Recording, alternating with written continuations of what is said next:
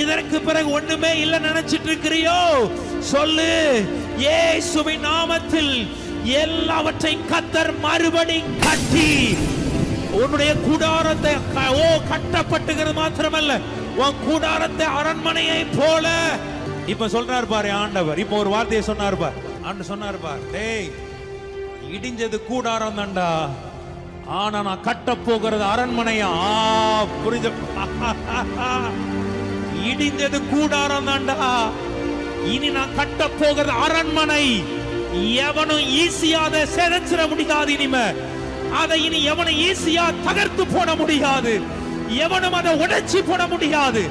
அப்படிப்பட்ட ஒரு விலையேறப்பட்ட கல்லால எவனும் அசைக்க முடியாது. அந்த கல்லால அவர் கட்டி எழுப்ப போகிறார். அந்த கல் கிறிஸ்து.